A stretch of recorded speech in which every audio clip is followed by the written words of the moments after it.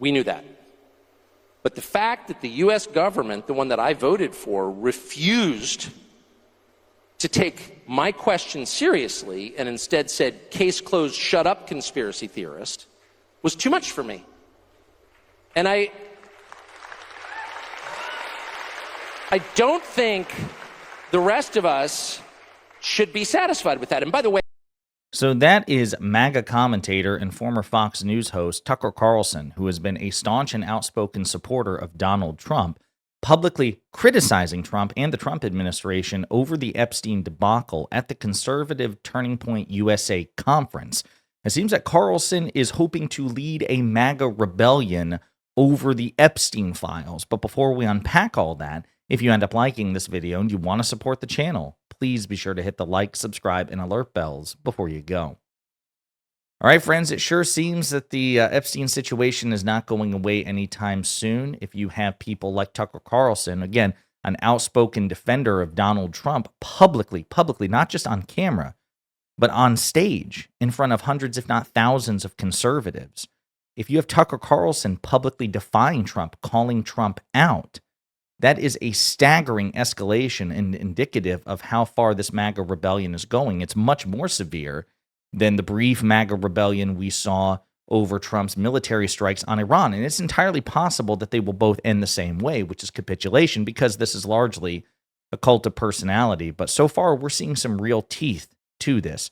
Here's Tucker Carlson on stage publicly attacking fellow MAGA Republican Trump supporter Ben Shapiro. This is more people in one place than I've seen since the last Charlie Kirk event I was at. So it's hilarious. So I noticed everyone's been talking about Epstein tonight, and I want to kind of differ from the crowd a little bit in saying that I watched Ben Shapiro yesterday, and no, before you boo me. So Ben Shapiro is getting booed at Turning Point USA. This is one of the biggest conservative commentators alive. Ben Shapiro is alongside Tucker Carlson. Now, obviously, they have major differences. I hesitate to say that Shapiro is more principled than Tucker Carlson. I suppose I would say that. Of course, Shapiro, like Carlson, forfeits principles time and time again on the altar of Donald Trump. But, I'd love to see MAGA infighting. So let's continue. I thought he made a really solid point. He's like, it happened a long time ago. Who cares? And by the way, we should trust the government and whatever the bureaucrats tell us. And by the way, it's wrong to ask a lot of unauthorized questions. So I just want to go on the record to say I think that's absurd. And it's exactly the kind of thinking that I personally voted against in the last election. So again, see how he's doing this? He's being sarcastic and picking a fight with Ben Shapiro like he did with Ted Cruz. And again, I find that enjoyable. I think it's good to see this MAGA civil war manifest. And again, he ends it with a critique of the Trump administration, saying in his estimation, the Trump administration is behaving like Carlson perceived the Biden-Harris administration to be, right? Interesting how this is coming full circle. Here's another clip. They're getting rewarded for it. The unfairness of it drives you crazy. And it's particularly galling in the case of Jeffrey Epstein and the whole constellation of people around Jeffrey Epstein, all of whom seem to be getting away with scams. And how do you know they're getting away with scams? I'll tell you how, because they're useless and they're rich. So how do you come to a place where some of the least impressive, most useless people who have no actual skills become billionaires? How's that legitimate? And by the way, if you ask this question, at least in Washington, it's like, oh, well, yeah, it sounds like you're a socialist. Sounds like socialism. Yeah, okay, I'm a socialist now. All right. I was a Qatari agent or a bigot. Now I'm a socialist. All right. Leaving aside my committed socialism, can you answer the question? How did Bill Ackman get $9 billion? Bill Ackman, a pretty impressive guy? I know Bill Ackman. No. Bill Ackman's like well-connected and super aggressive. That's it. And I think, well-connected, super aggressive people deserve a fair living like everybody else. But if you're accruing $9 million just because you're willing to do anything? I think he meant billion again, right? So listen, here's the problem. I don't like Ben Shapiro. I think Ben Shapiro is unprincipled. I think he's a hypocrite. I think he in some ways is worse because he presents himself as a principled conservative, but again, has violated those principles for the sake of political expediency. Bill Ackman, I think, is atrocious as well. If you look at his Twitter page, again, a hypocrite, a strident Trump supporter, somebody who makes excuses for Trump, somebody who propagandizes for Trump pretty shamelessly. So that disgusts me. But Tucker Carlson's pretty awful too. And the one thing I got to say is that while he is right about Ben Shapiro, and he makes a good criticism of Bill Ackman here, although I wish he would do it more about Ackman's political opinions. It also must be noted that Tucker Carlson does have a long, sordid history of anti-Semitism. So it's also fair to ask how much of this, when you're attacking Ben Shapiro and Bill Ackman, both prominent right-wing Jews, how much of this is motivated due to principled, disagreements over policy preferences versus Tucker Carlson's bigotry getting in the way, or perhaps it's a mix thereof. So again, just want to remind everybody, this is a monster mash, right? This is a monster movie. This is Dracula versus Wolfman. This is the Mummy versus Frankenstein's monster. There are no heroes here. They all suck. I just like to see people criticize the Trump administration and the MAGA movement. I like to see as much MAGA infighting as possible. And again, to do this at Turning Point USA is stunning. It really is. It's a stunning escalation that I'm quite frankly surprised by. To see Carlson, even if he's not directly excoriating Trump, criticize the Trump administration so consistently in this speech and prominent allies of Trump. It's interesting. Here's another clip. And create an economy where my kids can have kids. How about this? How about we just make the measure really super simple?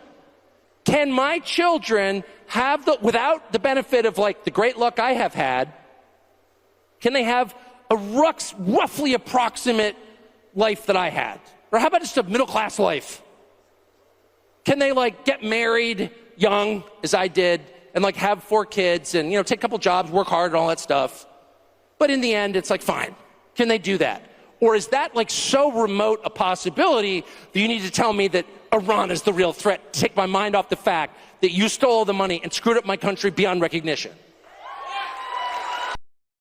So again, it sure seems like he's taking shots at the Trump administration here, right? Because it was the Trump administration, or Donald Trump, who did a bit of a 180 on Iran and, went from a dovish rhetorical posture to a hawkish one, indicating that Iran is such a threat that Donald Trump needed to take unilateral and potentially illegal and unconstitutional military action against Iran, which is more in line with the more neocon approach that Tucker Carlson and other MAGA populists, or self-professed MAGA populists, claim to despise. Are you saying that the Trump administration is screwing over your children? I think it's a fair case to make, especially with the one big beautiful bill, that Trump is indeed doing just that, because his priorities are to give tax breaks for 2 people like Tucker Carlson, multimillionaires, multi-billionaires, the people who need the tax relief by far the least, at the expense of those who need it the most. So I think that that's a good case to make, that actually the future generation, that, Trump and the Republican Party are, forfeiting, sacrificing, shredding the prospects of future generations for the sake of the present's wealthy. But I'm surprised that Tucker Carlson is surprised by that, because Trump's tax priorities, his fiscal and economic priorities, have always been towards benefiting the rich. This is not new. This is not a surprise. This is not a rug pull. Trump was president once before, and his signature domestic agenda item was a tax cut for the rich, the 2017 Tax Cuts and Jobs Act. So again, this is the frustrating thing. It's why one of the many reasons that I wouldn't advise people to take Tucker Carlson at face value here. Again, it's good he's saying the words. It's good that he's fomenting chaos within the MAGA ranks. But does he believe these things? I mean, when you hear people seem so outraged by totally predictable actions by Donald Trump, like, are you stupid? Are you a liar? Were you not paying attention? What's going on here? So yeah, it's pretty shocking stuff. Again, that he's willing to do this at Turning Point USA, and I question the sincerity of his words, given how predictable this was. But we're going to play one last clip here when he once again turns to Jeffrey Epstein. Don't think the rest of us should be satisfied with that. And by the way, let me just say really quickly, because I was so mad about it that I think I found out part of what's going on. I think we are going to find out more. And I think the truth, for whatever it's worth, in case you're interested, is that the DOJ didn't release lots of incriminating sex videos with Epstein and his billionaire pals because they don't have them. They don't have them because when the original search warrant was served, 2007, I think, possibly 2006, I think 7, it was basically designed to protect Epstein. The search warrant was written in such a way to make sure that the feds never got their hands on the actually incriminating evidence. It's another way of saying the cover-up has been going on since 2007, almost 20 years. Don't think.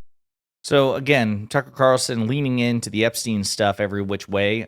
He seems to be really fed up with how this was handled or mishandled, more appropriately, by the Trump administration. And again, you know, my sense of it is that actually there isn't much of a there.